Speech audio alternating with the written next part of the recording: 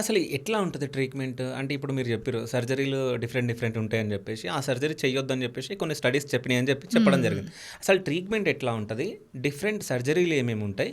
So, ఈ surgery ఎందుకు చేయొద్దని జెప్పేసి వచ్చినాయి? సో, ఇప్పుడు మన గర్భాశయ ముఖద్వారం క్యాన్సర్ అనుకోండి. మనం మామూలుగా ఏంటంటే స్టేజ్ బట్టి. ఏ హ్మ్. క్యాన్సర్ అయినా సేమ్ స్టేజ్ బట్టి.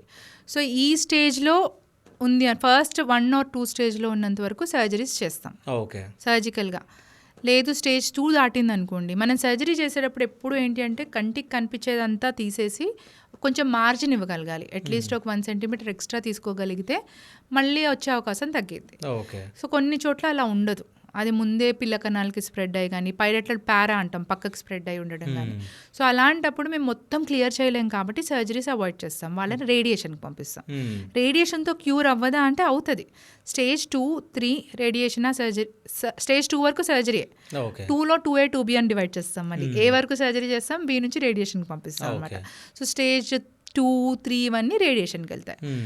దాని తర్వాత ఒక ట్రీట్మెంట్ అయిపోయాక మేము సర్జరీ అని ఫస్ట్ స్టేజ్ 2 అనుకొని సర్జరీకి తీసుకున్నాం. 1 అనుకొని తీసుకున్నాం అనుకోండి. ఈ సర్జరీ అప్పుడు క్యాన్సర్‌లో ఈ పాత్వేలో క్యాన్సర్ స్ప్రెడ్ అయ్యే అవకాశం ఉంది అనుకోండి.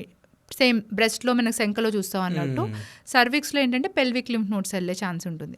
సో, ఈ పెల్విక్ లింఫ్ నోడ్స్‌కి వెళ్ళే ఛాన్స్ ఉంటుంది కాబట్టి అది ఉన్నా లేకపోయినా మనం వాటిని తీసేస్తాం. ఓకే. తీసేసి మైక్రోస్కోపిక్‌లో ఎగ్జామిన్ చేస్తాం అనమాట.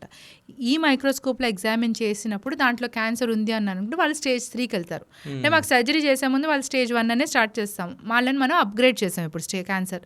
అలాంటి వాళ్ళకి మేము చేసింది ఒక్కటే సరిపోదు కాబట్టి మళ్ళీ రేడియేషన్ కూడా పంపిస్తాం. ఓకే. సిమిలర్‌గా రేడియేషన్ తీసుకున్నారు ఒక పేషెంట్. మొత్తం చాలా మటుకు క్యూర్ అవుతుంది.